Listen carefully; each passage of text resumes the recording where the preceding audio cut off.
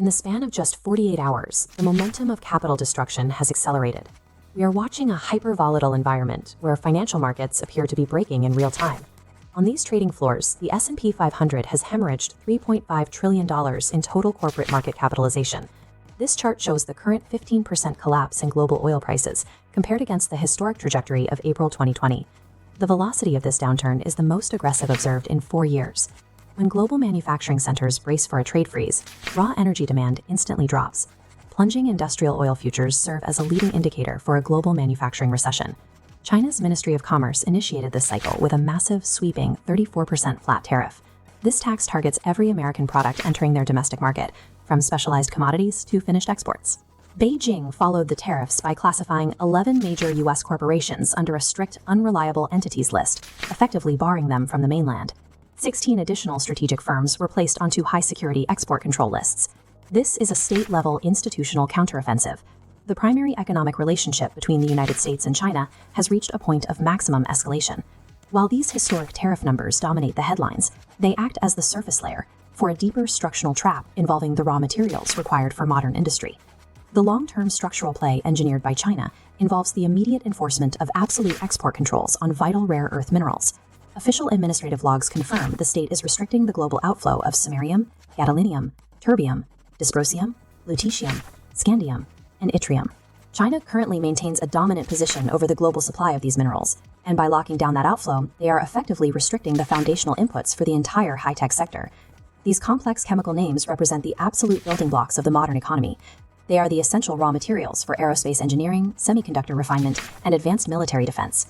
Controlling the supply of these minerals gives a nation the leverage to dictate global industrial output. High-tech manufacturing and semiconductor refinement rely entirely on these specific rare metals to produce modern computing power.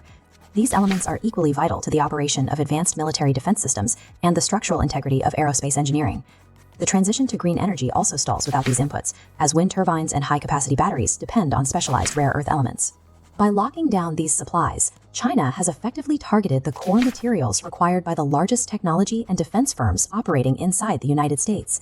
Sovereign nations are now weaponizing supply chains to force industrial capitulation. This is a calculated geopolitical chess match played with the raw materials of the next century. To calculate the total damage of this embargo, we have to look directly at the underlying trade balance sheets between these two economic superpowers. This diagram illustrates the interconnected trade pipeline, valued at $582 billion. The U.S. imported $439 billion from China, and China imported $143 billion. Now $198 billion of active commerce sits locked by a 34% tariff. Locking down nearly $200 billion in active trade destroys the baseline stability of a global economy built on just-in-time logistics. We are witnessing a dual threat, an active commerce freeze driven by massive tariffs, combined with a foundational raw material embargo. For decades, multinational corporations built their offshore manufacturing models around a highly optimized 2.3% average United States tariff rate. Today, those long-term models have been completely shattered.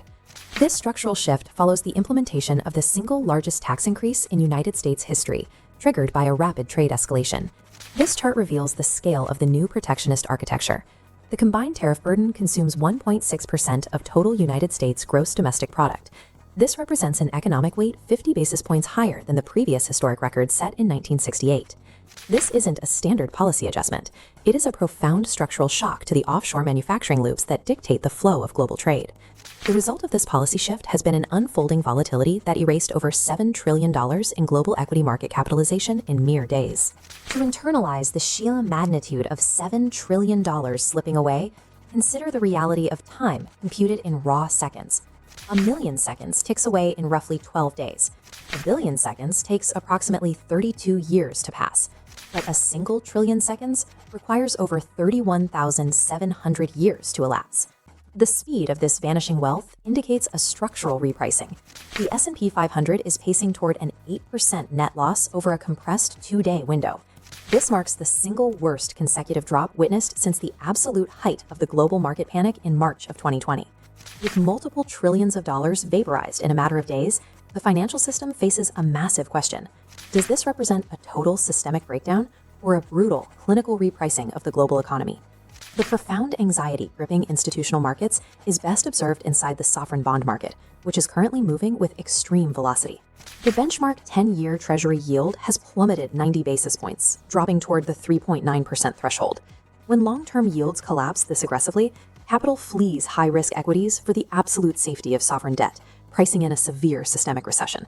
Major trading partners like Mexico, the European Union, and Canada are already reviewing complex countermeasures and alternative trade compliance frameworks to insulate their domestic industries from the escalating fallout. This widespread friction has rocketed the VIX, the market's primary fear index, past the critical panic threshold of 40. Much of this equity drop is fueled by an algorithmic panic, as automated systems react to the speed of the trade friction rather than the underlying health of the economy. To complete the audit, we have to separate this near-term market noise from the actual macroeconomic fundamentals. The domestic economy remains robust, the N2 money supply is steadily expanding, and the structural dominance of the dollar-denominated financial architecture cannot be easily replicated. Top economic officials have indicated that these targeted tariffs are designed to force a global structural capitulation.